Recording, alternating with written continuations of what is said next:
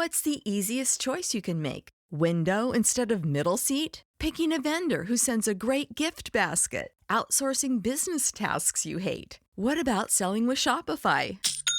Whether you're selling a little or a lot, Shopify helps you do your thing, however you cha-ching. Shopify is the global commerce platform that helps you sell at every stage of your business. From the launch your online shop stage to the first real-life store stage, all the way to the did we just hit a million orders stage. Shopify's there to help you grow. Whether you're selling scented soap or offering outdoor outfits, Shopify helps you sell. Wherever and whatever you're selling, Shopify's got you covered. Sign up for a $1 per month trial period at shopify.com/try. Go to shopify.com/try now to grow your business, no matter what stage you're in. Shopify.com/try.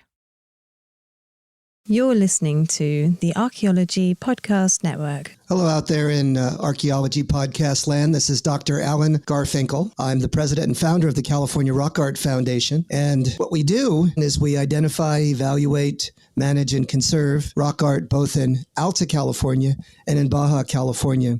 We conduct field trips, we have trainings, exercise, we do research, and in every way possible, we try to preserve, protect, and coordinate treasures of Alta and Baja California rock art, of which there are many and diverse.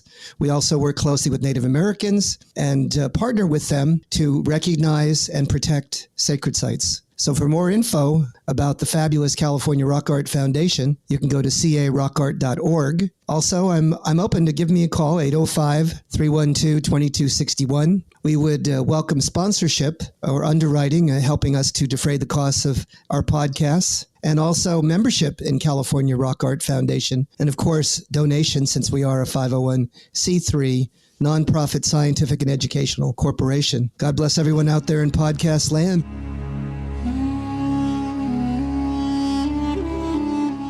You're listening to the Rock Art Podcast. Join us every week for fascinating tales of rock art, adventure, and archaeology. Find our contact info in the show notes and send us your suggestions.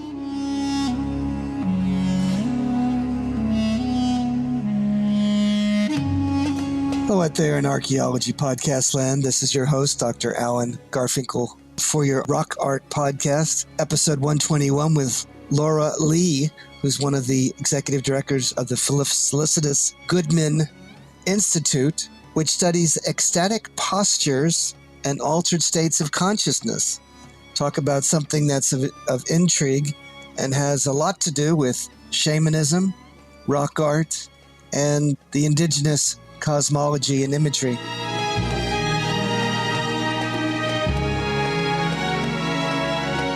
Welcome, everyone. This is Dr. Alan Garfinkel, your host. And I think we're blessed and honored to have a very special guest today, Laura Lee, who is one of the co-executive directors of the Felicitas Goodman Institute. And she'll be talking about ecstatic postures and altered states of consciousness. And this is a topic that I have a great deal of interest in. Laura, are you there? Hello, Alan. I'm here. Thanks for having me. Great. So I'm here in Bakersfield, California. Where are you? I'm in Sedona, Arizona. Great. So I always kick this off with sort of the $1 million question. Tell us a bit about your background and how you ever got involved with the study of ecstatic postures. Yeah, it's an interesting story. I have a degree in English literature and a minor in art history.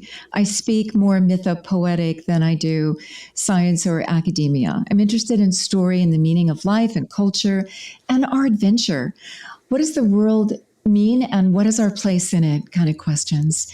And I grew up in a radio family in Seattle. And so I was hosting a radio talk show and nationally syndicated for many years. And one of my questions was, well, who are my indigenous ancestors? We who are of European stock can't actually trace it that far back in one continuous line as in other parts of the world, in indigenous cultures that manage to retain their identity up to the modern age. And one of our listeners called in and said, oh, well, you need to talk to Dr. Felicitas Goodman. She has an answer to that.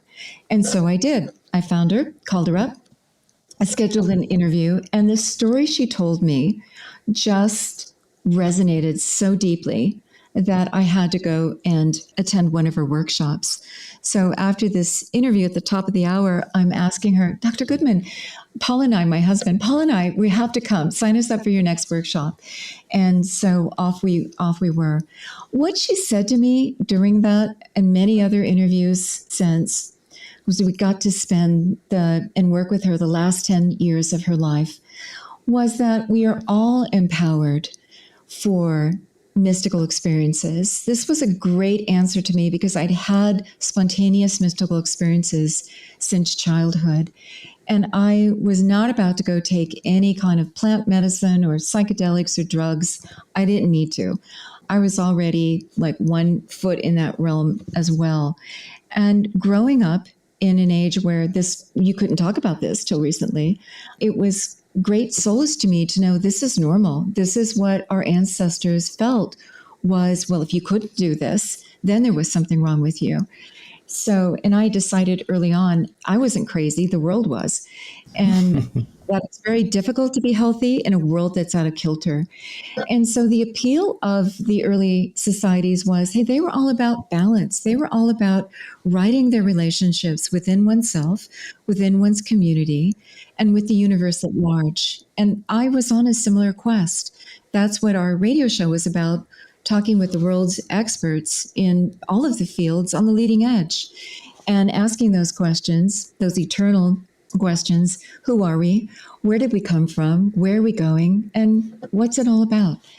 And so after a while, after working with her, my husband and I just felt that, oh, it's like Buckminster Fuller would say, find what you and you alone can do and do that. And we had gotten enough out of radio and talking to all the experts we wanted that it was time to dive deep into a practice. And this one appealed to us so much. There was no guru. This was about the relationship between you and the all that there is. This was about self-empowerment, dial it up on demand, and that our physiology held the key to this access code, a doorway within to amping up, I guess you'd call it biohacking of the ancients, amping up our awareness, our expanded perception, and being in direct communication with direct experience to whatever this larger sphere is. And so we happily became directors of this institute, and it's about, hey, where do we go from here? This institute has a official title, Cuyamungue Institute. It's a place name in Santa Fe where Goodman founded this. But the mission is, hey, we have an ancient technique, one of many. The benevolent universe has given us many techniques to open up to its larger sphere. This is an ancient one with a fascinating story and history, a very effective one. And where can we take this? So that's what our mission. Goodman gave us a wonderful academic foundation. We have 50 years of archives. We have thousands of people around the world who've done this, learned this.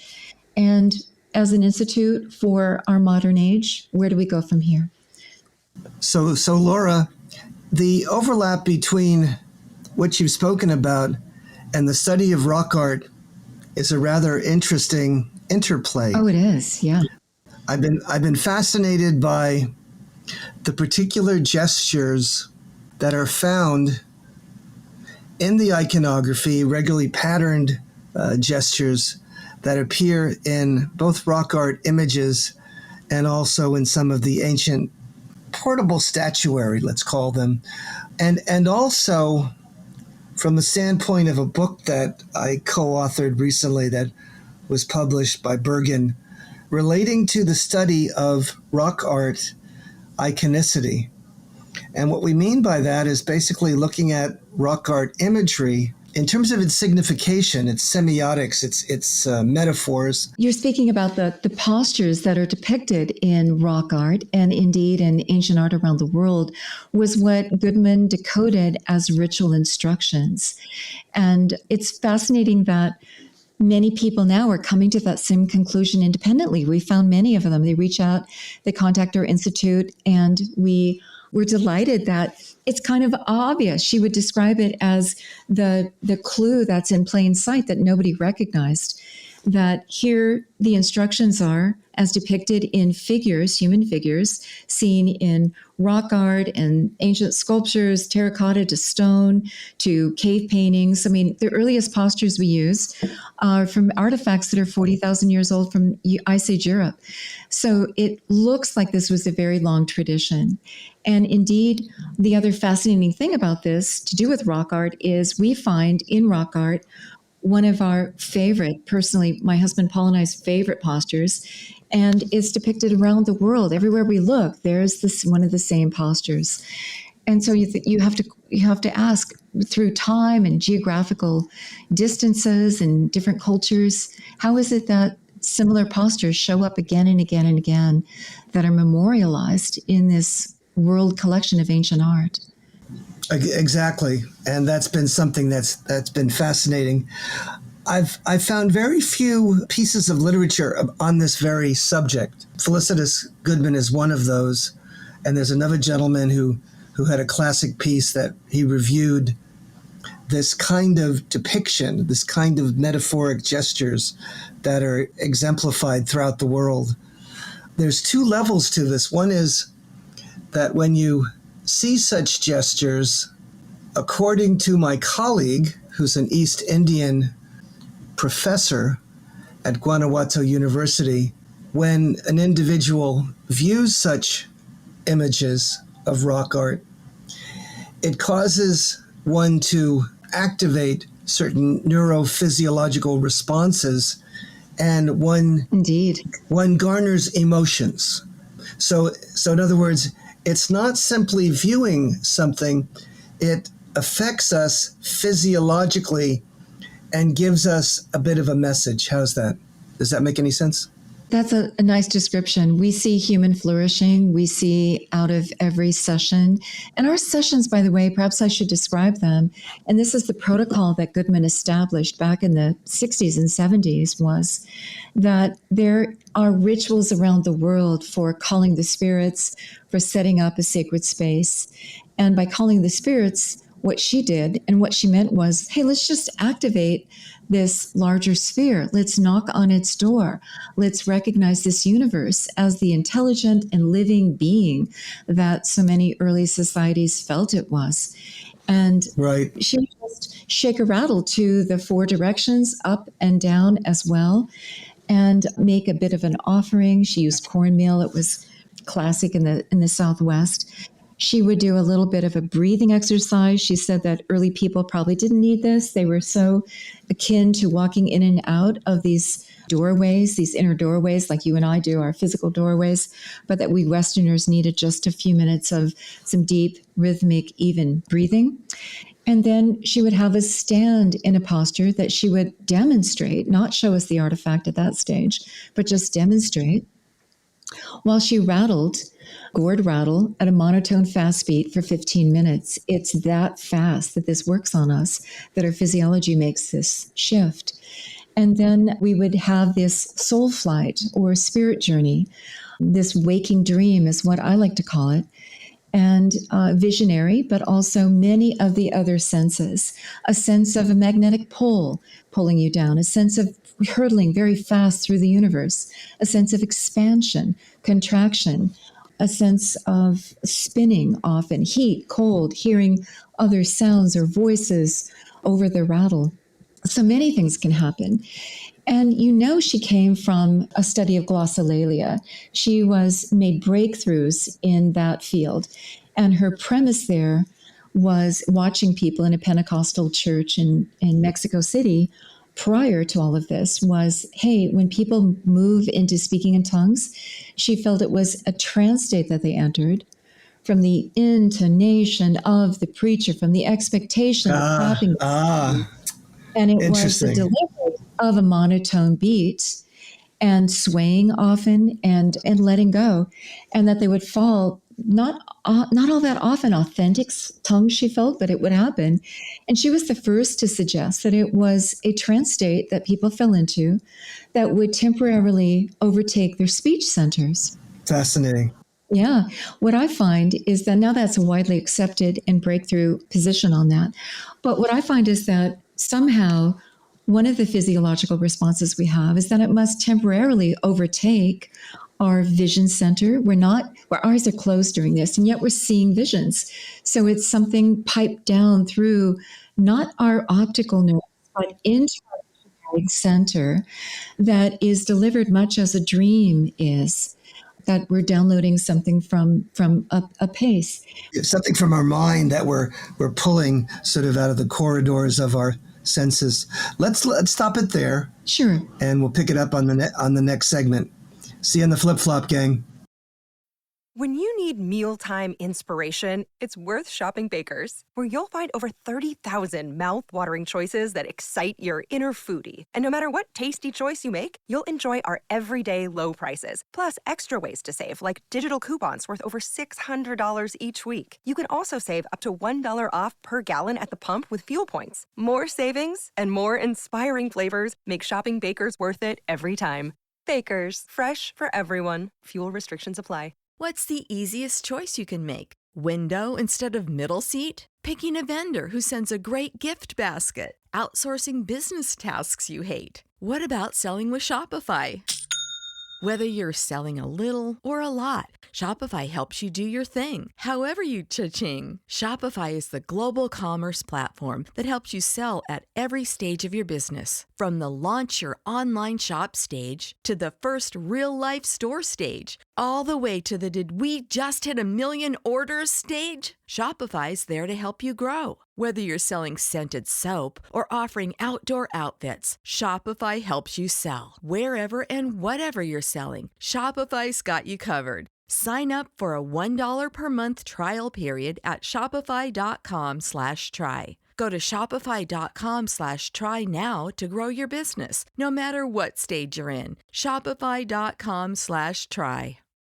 When you need mealtime inspiration, it's worth shopping Baker's, where you'll find over 30,000 mouth-watering choices that excite your inner foodie. And no matter what tasty choice you make, you'll enjoy our everyday low prices, plus extra ways to save, like digital coupons worth over $600 each week. You can also save up to $1 off per gallon at the pump with fuel points. More savings and more inspiring flavors make shopping Baker's worth it every time. Baker's, fresh for everyone. Fuel restrictions apply. Welcome back. This is Dr. Alan Garfinkel. We have Laura Lee with us from the Felicitas Goodman Institute. We're talking about ecstatic postures and altered states of consciousness and other ways to think about altered states of consciousness.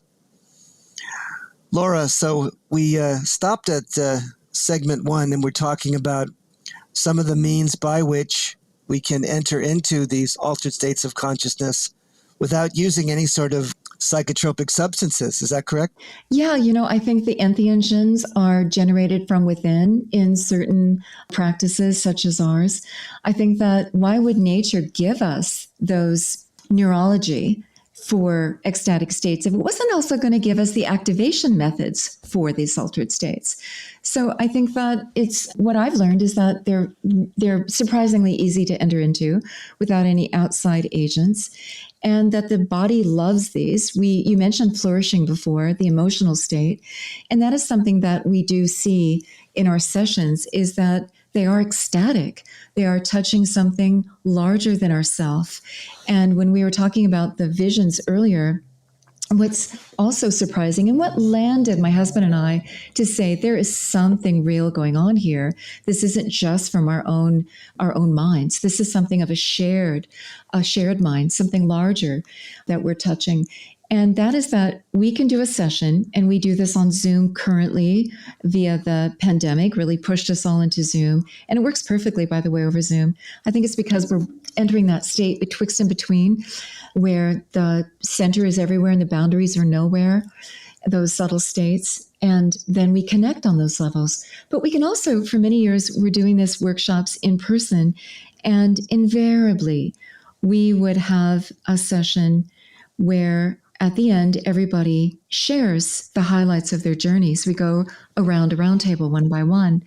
And it's only after that that we are sharing, hey, this is the artifact that inspired the posture we just did. Two things that are interesting that happen that are noteworthy, and this is what keeps us intrigued in researching personally, is that we will have shared elements of a vision, whether it's the same posture or different posture. In each session, there are across the board commonalities, temperature shifts and sound shifts and time shifts and vision shift, all of this, right? A whole spirit journey that you're on, but that there'll be elements that are shared by the participants unique to that particular session. And also that some deep meaning comes up. There's a theme that comes up that is like a life lesson on the eternal wisdom, sages of the ages type level that comes up. And it's as though we are actors on the scene, that we are players on a stage, and that the visionary journey we're given, which is much like a dream. You inhabit a dream body, an energy body, a spirit body, and then you go off exploring. And the laws of physics are rather different inside that dream. For example, we find that if we're in a pool of water and we're in the ocean, we can breathe underwater, no problem. We can fly, no problem. We can journey down wormholes out to the outer edges of the cosmos, no problem. So the laws of physics are different there, or so to our perception. So we find that there's some commonalities there. And we find that often there's a cultural clue in the artifact. So for example, we can say, oh, here, let's do this posture. It'll be from a goddess artifact, a Venus artifact in a particular pose. And people will report, even men, feelings of nurturing and sexuality and fertility and birthing, pregnancy, holding a child, being a child, this regeneration and rebirth happening across the board. So, and it's only then that we go, oh, look, it's a Venus artifact. Isn't that interesting? So it gets intriguing on many levels. It seems like this kind of exercise might have tremendous scientific value in the study of rock art. Have you applied any of this to particular images of rock art panels or the kind of images that appear on rock art panels? Well, I would like to suggest that a rock art figure that we're all familiar with, that we find around the world, is one of our favorite postures for Paul and I. And it's the one where the fingers are spread very wide. The arms are held up to either side in a kind of a W. So your elbows are pointed down and your hands are about the level of your shoulders and your feet are spread, right? And so we stand in this posture and do our thing. It's extraordinary, the amount of energy that pours through you. And it's as though we are liaisons between the earth and the heavens. The energy, we feel like the hollow bone, where we're just a conduit for energy. The hands get activated, the hands start pulsing often, they get very hot. And so often we find that afterwards the rattle is ended and we're just slowly coming out back into shifting into this reality, because it certainly feels like we have a foot in this world and a foot in that world. And it's like driving a car. You can upshift, downshift, depending on where you're going. And we're slowly coming back. Your hands are activated. You feel like you are a font of energy. How are you going to use it? People are doing, I myself do this too, hands-on healing for oneself, radiate out to the universe. It's important not to try to do that, not to direct this process during the rattling. During the rattling, it's about receiving the vision. You are the recipient, you are the transmitter receiver, but there's downloads happening. You want to just be open to that. But afterwards, it's like, oh, you are activated, you are energized, do with it what you will. And so a lot of the also healing activity takes place in those several minutes after the rattle is ended. And we're then going to pick up a journal. It's important to write. That's part of our ritual. Write it down. These can be as fleeting as a dream. We had a neurologist friend, Gerd Meyer, out of Germany, who had experimented a lot with lucid dreaming, who came and spent a week with us at our institute. And afterwards he said, it's not lucid dreaming. I've studied that, but it's cut of the same cloth. And I said, Garrett, describe to us what you think is happening in the brain. He said the best explanation he can give us was, you are remaining fully awake. So your centers that support the waking state are fully on. They have not turned off. But simultaneously, we find, he believes, that the centers that support the dream state are also activated. Not all of it. It's not a full dream state, but many of the centers, and I think the visionary processing, the traveling in a spirit body, all of that, you are landed in that kind of a dream body. And the scenery of in front of you is very much like a dream. It shifts, it changes, it morphs.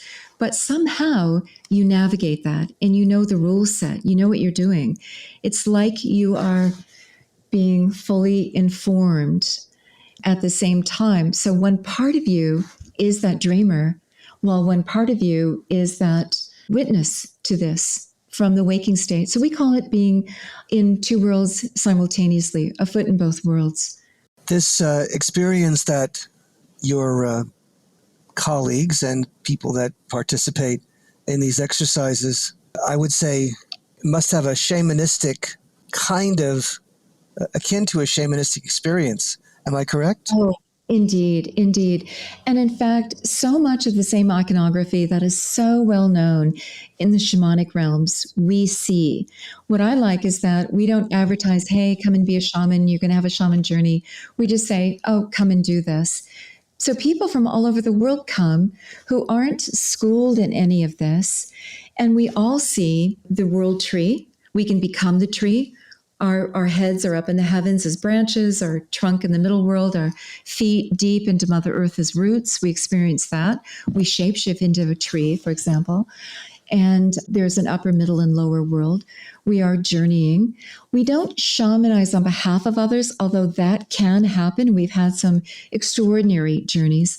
But this isn't a dialing it up that I'm going to project and do this. It's more like I receive a vision, and somehow that vision just becomes exactly what we need at that time, uncovering parts of ourselves that we didn't know needed healing or attention, but certainly that happens. So yeah, it shares a lot with the shamanic world. And I personally, and Goodman believed this too, she felt that this was the realm we all inhabited. We had ready access as early cultures. And then shamans then became specialized in this. But she felt that the reason that humanity lost this was just the vagaries of time and our relentless pursuit of progress, that in small tribes, everybody partakes. But as we became specialized and grew, I guess the Ice Age ended, agriculture became more possible, communities grew larger. Then we started to specialize with the kingship, the priest, who would say, oh, now you can only access those realms through me. And then the farmers and the military and the artisans and the bakers, and everybody was specializing. And she felt that's when we lost our ready access to these realms historically. So as in the contemporary study of shamanism, there's a number of scientific and medicinal aspects that are now being explored. You mentioned microdoses of some of the very powerful altered states of consciousness from these various medicinal plants. Does any of your experiences have profound effects on individuals that perhaps are troubled either physiologically or in other ways? Well, Goodman would say that you need a healthy nervous system to do this, and that we are not therapists. And so I would hesitate to advertise, oh, come for a healing, right? I mean, we've had people that have showed up in our workshops who are bipolar and who are on various medications and stuff. And, wow, I don't feel equipped to handle that kind of thing. That takes a therapist and a specialist knowing what they're doing. We're more for your average healthy nervous system seeker. But I feel that the physiological shift there is so beneficial in healing. But all of us need healing, right? This is a world out of kilter. We're all out of balance. Absolutely. Healing. And it is interesting that we have many advisors that we work with from academic fields. And one of them is Christine and Todd Van Poel out of the University of Missouri, who both teach anthropology there. Christine teaches courses in the spirits. The Anthropology of Spirits was one of her latest books, and cultures, shamanic cultures. And Todd is a cognitive anthropologist. She's a cultural. And she's been doing our work with us since the pandemic started in April 2020. We went online, and she soon found us. And she's contributing so much, both of them. And one thing she does is when we are doing a Mesoamerican posture, for example, she can often pull down a pot behind her because that's one of her specialties, and look at the iconography and make some direct correlations to not only the geometric patterns on the pot and that people have seen with the entoptic phenomenon, but also the cosmology and some of the experiences we have relate directly to the myths of those cultures as well, though people don't know it. It's interesting. We're not all versed in the mythology of all the ancient cultures, but it certainly crops up aspects of it and helps us explain why we have the visions we do quite often. The Van Poels took us to the cognitive neurology lab at the University of Missouri, where we underwent some EEG tests. We did 6 sessions with our practice between Paul and I. That was just in February, so we're waiting for the results of those. But we're going to be curious what we find there. But this underscores the sense of a waking dream, where both the dreaming mind and our waking mind are activated simultaneously. There were glimpses of that when Goodman was invited to the universities of Munich and later Vienna, and they were doing several tests there, EEG among them, that showed beta plus theta. Fascinating. Not enough to have Absolutely fascinating. Just a few subjects. There are physiological processes going on as well as neurological processes. And let's dig deeper on that in the next segment. See you in the flip-flop, gang.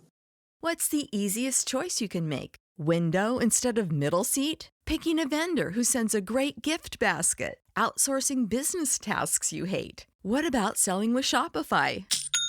Whether you're selling a little or a lot, Shopify helps you do your thing, however you cha-ching. Shopify is the global commerce platform that helps you sell at every stage of your business. From the launch your online shop stage to the first real-life store stage, all the way to the did we just hit 1 million orders stage. Shopify's there to help you grow. Whether you're selling scented soap or offering outdoor outfits, Shopify helps you sell. Wherever and whatever you're selling, Shopify's got you covered. Sign up for a $1 per month trial period at shopify.com/try. Go to shopify.com/try now to grow your business, no matter what stage you're in. Shopify.com/try.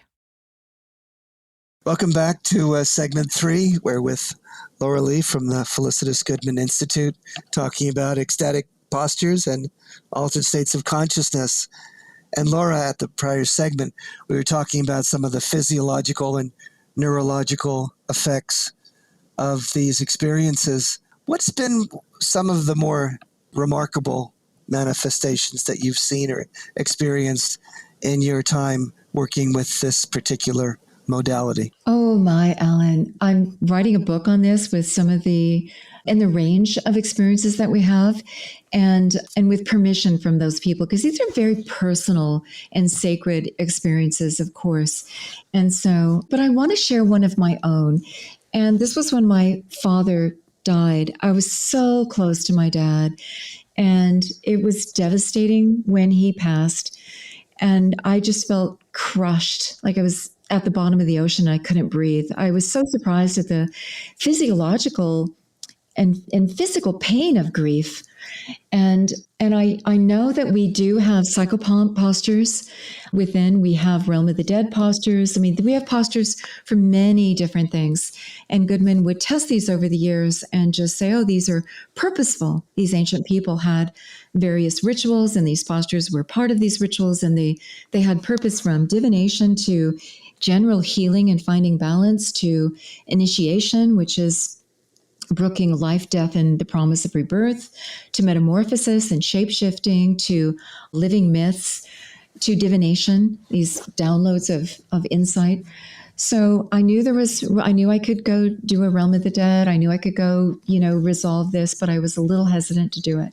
But it was when a friend came between workshops, and she was requesting, oh, hey, I'm here from Europe, and can we do? I was like, yeah, let's pull some people together. So I always had people at the ready wanting to do this work. So here I was going in again. And, sometimes it really doesn't matter which posture you are doing, what the spirits, and believe me, we don't have a belief system or dogma here. It's really, how do you define spirits? How do you define this realm of this universe in which we live? Is it all between your ears? That works. Is it the universe as one being and we're all a cell within it? That works too. So it's not about belief. It's about direct experience. And I was not expecting this, but here I find myself in this journey going so, so deep. And I happen upon an underground chamber, and there is a cage with bars, and I walk up to it, and it's my father, who just been deceased, and he's there. My father was a very dapper dresser. He took great pride in and taught us all, you present your best self always. He was quite the disciplinarian. And here he is, looking quite out of sorts in these ragged old coats, a series of ragged old coats. And under his feet, there are these burning embers. And I was also feeling like so many regrets at his passing. Like, even though all of my siblings spent months with the family and were there, not for the heavy lifting, they had help, but just to tell the stories and remember our childhoods and tell them how much they meant to us and go through the life lessons and just all those rituals you do as a family, knowing you're about to lose one of the members. And I still had regrets. Did I tell him enough? Did I, the times that I didn't do as he asked, the life decisions, the times I was too busy to come home, all of that, right? I still had regrets. And I was suffering too. And I walked up to him in this vision, and I said, here, let me take that coat off of you. That doesn't belong on you. And I dropped it through the grate, and it would burn up. There would be another coat. I drop it, and through the grate, and this tattered after tattered garment, I would drop through the grate, and it would burn up, until finally I saw this shining being in front of me. Oh, wow. And it was him with all his regrets. I had helped relieve him from his regrets. And then he looked at me, and he started to take these tattered garments off of me, which were my regrets. And we both became these bright, shining beings, and we could just exchange all of the love that there was. And I was resolved. And I came out of this experience, and I was healed. I had no more regret. I felt that I had met him on our own terms, and I had resolved, and he had resolved everything between us. And I came back to the land of the living emotionally. And so that was one of the more profound ones for me. I would say so. That's absolutely remarkable and amazing that you had that experience. And it's like shamanizing for yourself. Yeah, absolutely remarkable and amazing. When I think about the posture that we were talking about, one of supplication perhaps is one of them. And I was mentioning that before. I've seen it a couple of times actually in rock art, where there's a being, a spirit being, or some other kind of a figure, and it looks as though it's entreating a larger figure that's some sort of an animal, human figure, or some sort of a much larger deity. What do you think is going on there? Well, I could speak to this from a couple of the goddess postures, and one of which is a statue in alabaster, I believe, of a naked woman with her hand out. Her left hand is out and her right hand is by her side. And this is such a beautiful gesture, and this is such a beautiful experience. We have other postures where both hands are out. We have postures where you are lifting your arms straight up. That's a little harder to hold for 15 minutes, but there it is. And it's really about entreating the universe to engage. This is about calling forth the spirits, as Goodman would call it. And she, as an academic, she was also very much a mystic. She would say, who am I to change the language or that relationship just because I grew up in an era in which that is no longer accepted widely. But this is about engaging the universe. And I really, truly, after many thousands of people taught and hundreds of sessions that we facilitated, when that offering is made, she would hand us a little pinch of cornmeal. She was in the Southwest. Her headquarters, the institute she established, was on an ancient village site in the northern edge of Santa Fe. The institute has 472 acres there, wow. This ancient rolling juniper-filled landscape and old adobe buildings. And I've come to learn, because we have taught this in conference rooms, in laboratories, in living rooms, in classrooms. We taught 100 students at Parsons Paris in France. We've taken this in a laboratory. It worked just fine there. We also have taken this to a museum exhibit where we worked with a modern artist, Mel O'Callaghan, and we advised her, here are the ritual tools we use. Would you come and do a performance piece that you could choreograph on this? We go, yes, but we want it to be authentic. So there we were at the Palais de Tokyo, in a big modern art exhibit hall in Paris, right across from the Eiffel Tower, where we spent many weeks. We advised her these ritual tools have to function like this, which she beautifully did. And we created our performance piece on the stage, which was basically our ritual. We took some of her Parsons students and taught them the ritual, and it worked. We all had trances, and there would be a witness around us. And the audience even understood it so beautifully. They would hold the posture with us. They would close their eyes and meditate with us. They got it. It's that you create a sacred space and people act accordingly. And so we have taken this to many, many environments. And what I have learned about this is that you are opening that doorway within. You can choose not to, and you won't have as deep as of an experience, I suspect. But it's about opening up. It's something about you open your pores up. You open your heart up. You become willingly surrendering to this great divine sacred space of a cosmos that we inhabit. And you let the energies pour forth. That, I think, is the key to this, because we have been in those various environments where it's not about cornmeal. You can't toss it around. It's not about lighting a candle. It's not about smudging. You can't do it in some of these spaces. But it really is about the energy, the gesture that is, I think, a readout to the body as much as it is to this cosmos and this sphere, this field, whatever it is. And that it's about you taking that step willingly across this magical threshold, much as Joseph Campbell describes, and then you're off on a hero's journey. And then eventually you come home. The rattle stops, you come home back to this ordinary reality. That's a good place to stop, Laura. That was absolutely remarkable. I love the word pictures you're able to compose about the nature of the experience using the way in which you use the ecstatic postures and altered states of consciousness in such a remarkable and impressive variety of ways. How can people perhaps get in touch with you? The Cuyamungue Institute holds regular free and open sessions in this work.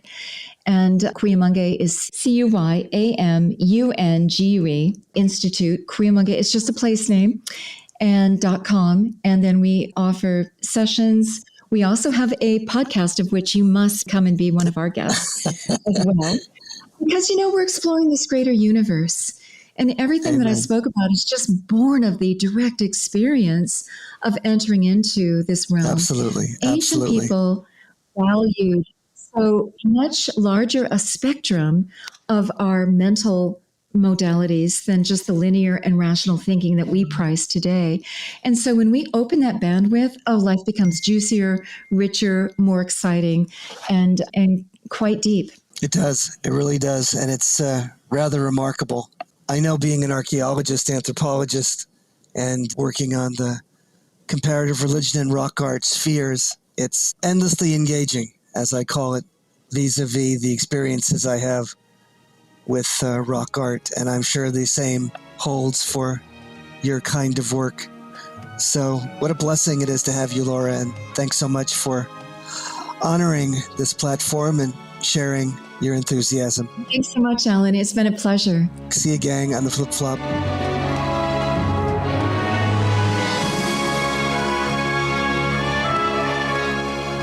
Thanks for listening to the Rock Art Podcast with Dr. Alan Garfinkel and Chris Webster. Find show notes and contact information at www.arcpodnet.com/rockart. Thanks for listening, and thanks for sharing this podcast with your family and friends.